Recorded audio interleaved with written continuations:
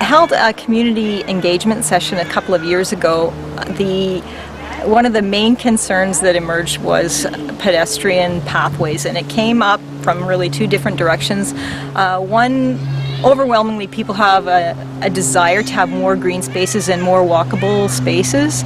And then the other issue is that people are very concerned about traffic and how much traffic there is in the city and how the traffic is managed. And so the LorneStreetCorridor is a big concern for citizens in Ward 1.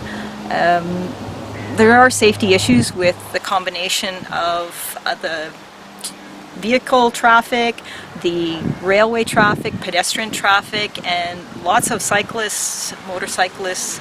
So it's a complicated corridor, but it is due for redesign, and there's the opportunity to do something a lot better, something more creative. The model that people have seen is the Complete Streets model, where there is a balance between the pedestrian cyclist traffic and the vehicular and rail traffic, and something that makes the street a lot more attractive to pedestrians, attractive for the businesses that are operating on Lorne Street, and just making it that much more of a livable neighborhood.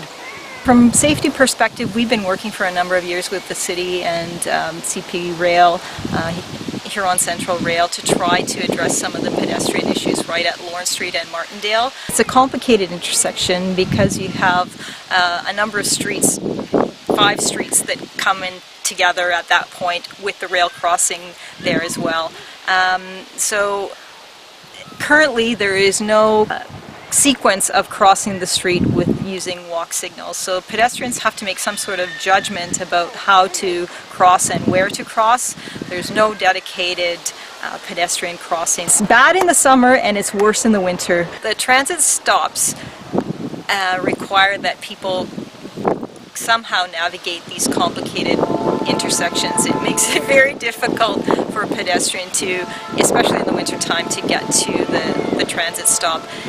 Since there's no snow plowing, it means that the pedestrians have to climb over snowbanks or navigate through deep snow to actually get to the stop.